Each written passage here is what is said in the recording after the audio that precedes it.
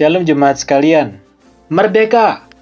Hari ini adalah hari yang keempat dari masa 31 hari nilai iman yang dihidupi oleh tokoh pahlawan nasional Kristen. Dan khusus hari ini, pahlawan nasional kita berasal dari Kalimantan Tengah, yaitu Cilikriwut. Dengan tema dibangun di atas dasar iman. Yang terambil dari ayat firman Tuhan Injil Matius pasal 7 ayat 24 sampai dengan 27. Demikian firman Tuhan.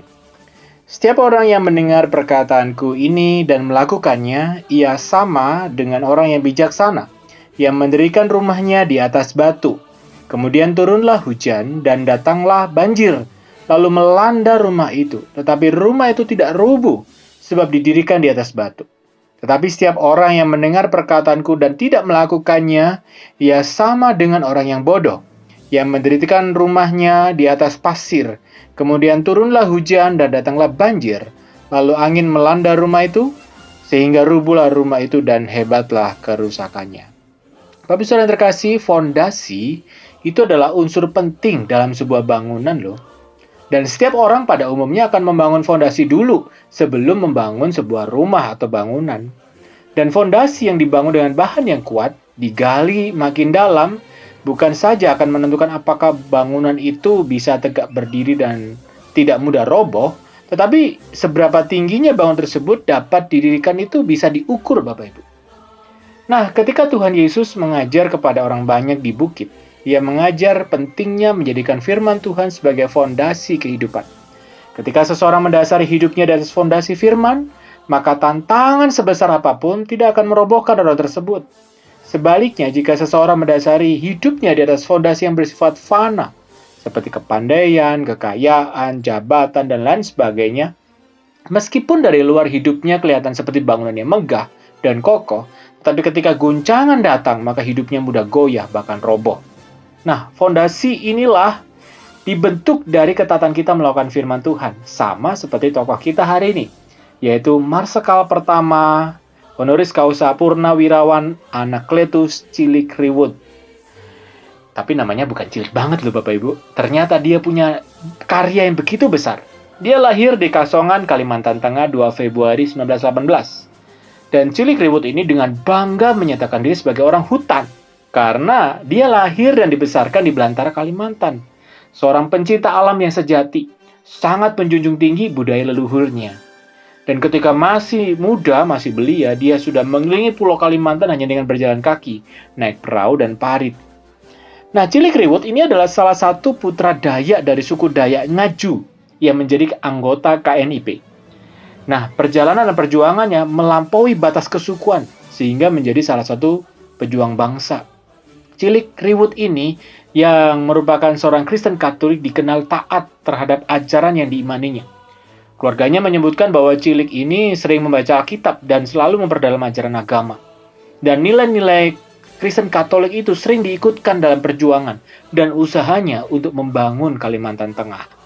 Setelah dia dari Pulau Jawa menuntut ilmu, dia diterjunkan ke Kalimantan oleh Pangeran Muhammad Nur, Gubernur Borneo saat itu, sebagai pelaksana misi pemerintah Republik Indonesia yang baru saja terbentuk. Selain itu juga Cilikriwut berjasa memimpin operasi penerjunan pasukan payung pertama dalam sejarah ABRI Indonesia pada tanggal 17 Oktober 1947 yang dikenal sebagai Hari Pasukan Khas TNI Angkatan Udara di tanggal 17 Oktober itu. Dan waktu itu Cilikriwut masih mayor TNI.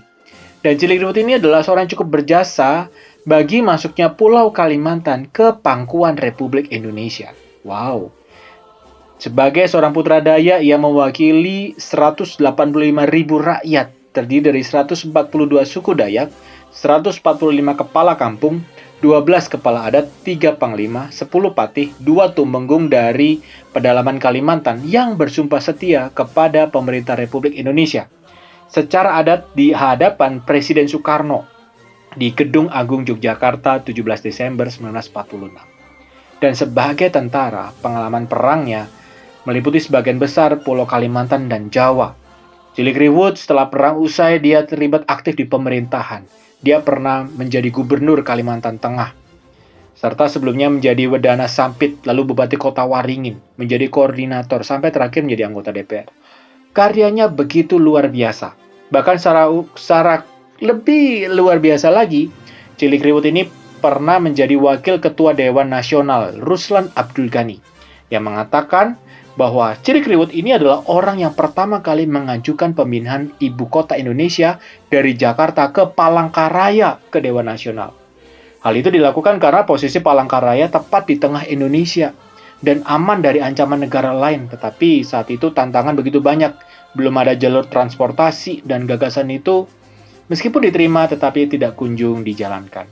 Maka di Tugu Palangkaraya itu ada Tugu Dewan Nasional yang akan menjadi pusat lokasi ibu kota yang baru. Nah, entar lagi kan ibu kota kita mau pindah nih. Nah, itu seperti yang diusulkan oleh Cilik Riwut, Bapak Ibu.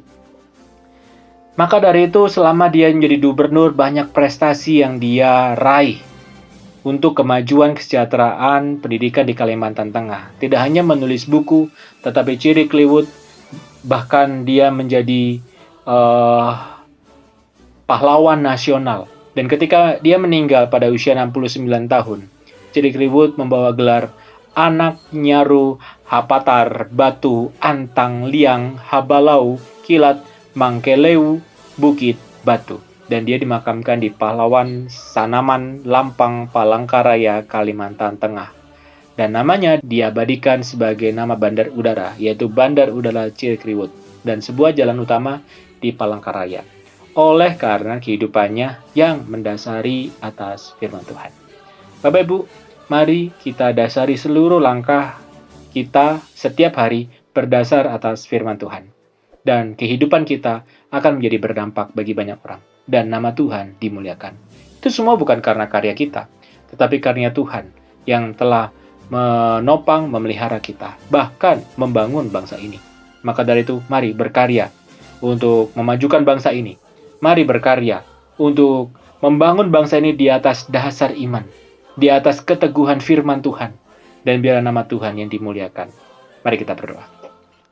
Terima kasih ya Tuhan untuk firman-Mu hari ini. Mampukan kami untuk kami boleh menjadi seorang agen perubahan di masa-masa pandemik seperti ini, dengan mendasari segala hidup kami berdasar atas firman Tuhan.